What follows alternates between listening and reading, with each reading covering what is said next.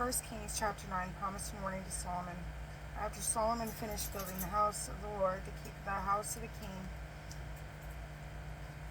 and everything else that he wanted to do, the Lord appeared to Solomon a second time, and as he appeared to Solomon a second time, as he had appeared to him in Gibeon, the Lord said to him, I have heard the prayer and petition which you offered in my presence.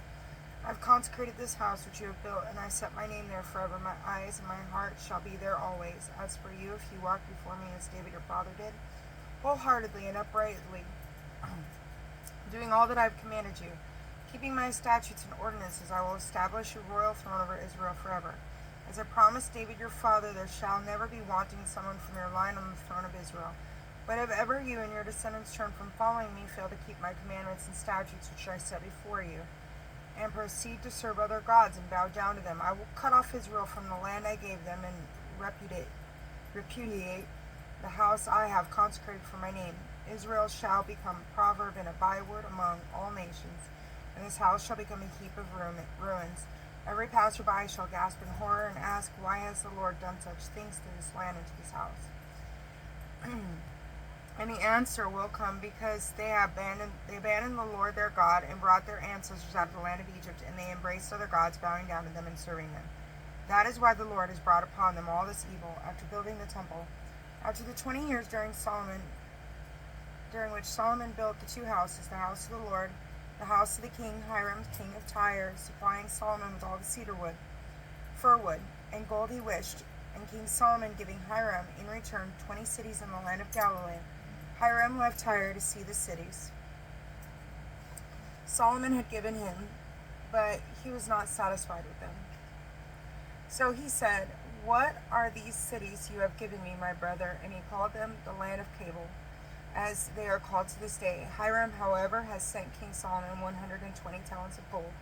This is an account of the conscript labor force King Solomon raised in order to build the house of the Lord, his own house, Milo, the wall of Jerusalem, Hazor, Megiddo, Gezer. Pharaoh, king of Egypt, had come up and taken Gezer, and after destroying it by fire and slaying all of the Canaanites living in the city, had given it as a farewell gift to his daughter.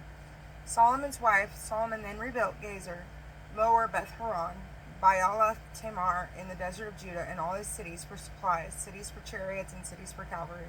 And whatever Solomon desired to build in Jerusalem, in Lebanon, and in the entire land under his dominion, all the people who were left of the Amorites, Hittites, Perizzites, Hivites, and Jebusites, who were not Israelites, those who feared descendants, who were left in the land, and whom the Israelites had not been able to destroy under the ban, these Solomon conscripted as forced laborers, as they are to this day. But Solomon made none of the Israelites forced laborers, for they were his fighting force, his ministers, commanders, adjutants, chariot officers, and cavalry. There were 550 overseers answerable to Solomon's governors for the work, directing the people engaged in the work. As soon as Pharaoh's daughter went up from the city of David to her house, which he had built for her, Solomon built Milo. 3 times a year Solomon used to offer burnt offerings and communion offerings on the altar which he had built to the Lord, and to burn incense before the Lord. Thus he completed the temple. Solomon's gifts. King Solomon also built a fleet at Ezion-Geber, which is near Elath, on the shore of the Red Sea in the land of Edom. To this fleet Hiram sent his own servants, expert sailors. With the servants of Solomon they went to Ophir and obtained 420 talents of gold and brought it to King Solomon. 1 Kings chapter 10. Solomon's listening heart.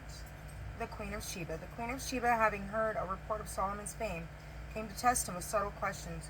She arrived in Jerusalem with a very numerous retinue, and with camels bearing spices, a large amount of gold and precious stones. She came to Solomon and spoke to him about everything that she had on her mind. King Solomon explained everything she asked about, and there was nothing so obscure that the king could not explain it to her.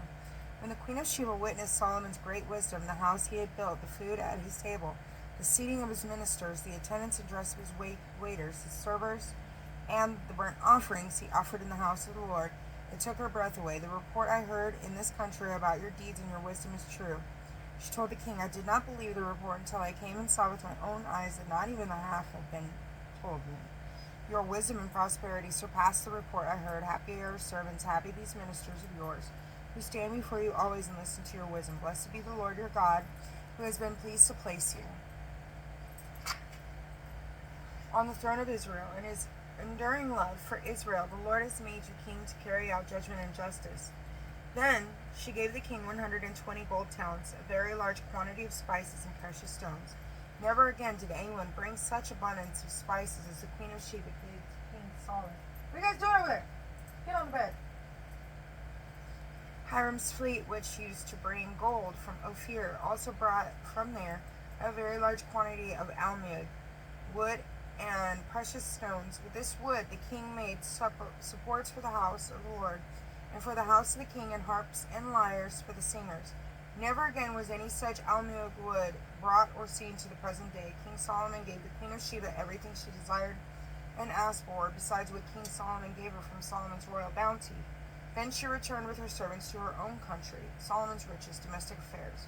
The gold that came to Solomon in 1 year weighed 666 gold talents, in addition to what came from the tolls of on travelers, from the traffic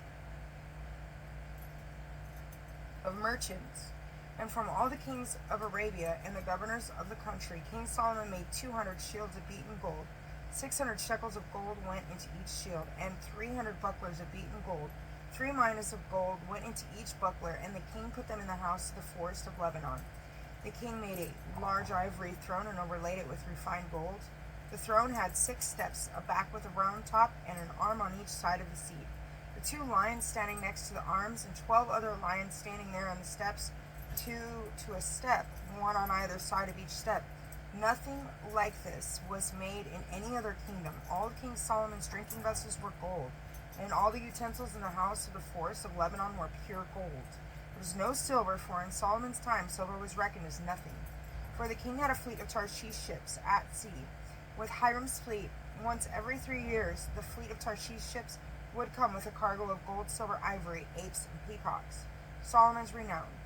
Thus King Solomon surpassed all the kings of the earth in riches and wisdom, and the whole world sought audience with Solomon to hear the wisdom God had put into his heart. They all brought their yearly tribute, vessels of silver and gold, garments, weapons, spices, horses, and mules, what was due each year, Solomon's riches, chariots, and horses. Solomon amassed chariots and horses. He had 1,400 chariots and 12,000 horses. These he allocated among the chariot cities and to the king's service in Jerusalem. The king made silver as common in Jerusalem as stones and cedars as numerous as the sycamores of the Shephelah. Solomon's horses were imported from Egypt and from Cilicia, where the king's merchants purchased them. A chariot imported from Egypt cost 600 shekels of silver. A horse, 150 shekels. They were exported at these rates to all the Hittite and Aramaean kings. The word of the Lord. Thanks be to God.